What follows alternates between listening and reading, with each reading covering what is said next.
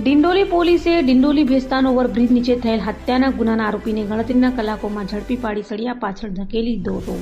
સુરતના ડિંડોલી પોલીસ મથકની હદમાં ભેસ્તાન ઓવરબ્રિજ નીચે આકાશ પાટીલની તેના જ મિત્ર રઘબીરસિંહ ઉર્ફે રઘુવીરસિંહ ચીખલીગરે નજીવી બાબતે થયેલા ઝઘડામાં હત્યા કરી હોય, જે મામલે ડિંડોલી પોલીસ મથકે ફરિયાદ નોંધાતા જ સુરત પોલીસ કમિશનર અનુપમસિંહ ગેહલોત, અધિક પોલીસ કમિશનર મહેન્દ્ર બગડિયા, નાયબ પોલીસ કમિશનર રાજેશ પરમાર અને મદદનીશ પોલીસ કમિશનર એનપી ગોહિલના માર્ગદર્શન હેઠળ પીએ આરજે ચુડાસમા અને કે ચૌહાણની ટીમ પીએસઆઈ એલએચ મસાણીના માર્ગદર્શન હેઠળ પેટ્રોલિંગમાં હતી.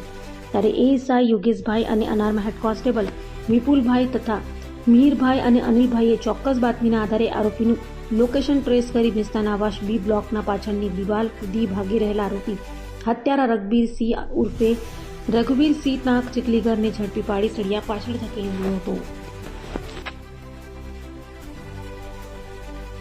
ડિંડોલી પોલીસ સ્ટેશનમાં ખૂનના બનાવ બાબતે એક ક્રિમિનલ કેસ રજીસ્ટર કરવામાં આવેલો છે. આ ગુનાની હકીકત એવી છે કે આકાશ પાટીલ કરીને એક 27 વર્ષની ઉંમરનો યુવક જે છે એ એના મિત્રો સાથે ભેસ્તાન ઓવરબ્રિજ છે એના બાજુના ભાગે એ બધા ભેગા થયેલા હતા અને બધા મિત્રો હતા અને એમાં પછી એમાં બોલાચાલી થઈ, અમુક કારણોસર ગાળાગાળી થઈ અને એમાં જે આ કામનો જે આરોપી જે છે આ કામનો આરોપી એનું નામ છે રઘુવીરસિંહ સોરનસિંહ ટાંક. એને જે બીજા મિત્રો હાજર હતા એની સાથે બોલાચાલી થઈ એટલે આકાશ છોડાવવા વચ્ચે પડતો હતો, આકાશ છોડાવવામાં વચ્ચે પડતો હતો. એટલે આ આરોપીએ એની પાસેના જે ચપ્પુ જે છે એની ઉપર હુમલો કર્યો એનાથી અને પગના ભાગે ઉપરી પગના સાથળના ભાગે ઉપરી ચપ્પાના ઘા કર્યા. એના હિસાબે ત્યાં જ એ બેભાન જેવી હાલતમાં થઈ ગયો અને ફર્ધર ટ્રીટમેન્ટ માટે સિવિલ હોસ્પિટલમાં લઈ ગયા હતા અને ત્યાં સારવાર દરમિયાન એનું મરણ જાહેર કરેલો હતો, જે અનુસંધાને આ ગુનો દાખલ થયેલો હતો.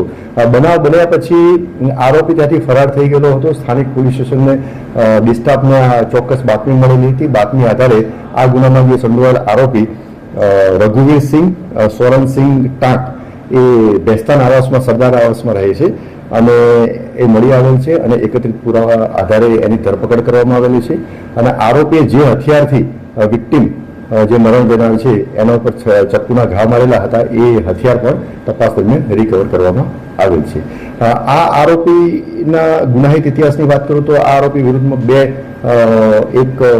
બે ગુના દાખલ થયેલા છે. એક સલાબતપુરા પોલીસ સ્ટેશનમાં ગરફોડનો ગુનો દાખલ થયેલો છે અને એક અન્ય પોલીસ સ્ટેશનમાં જીપી 135 મુજબ ગુનો દાખલ થયેલો છે.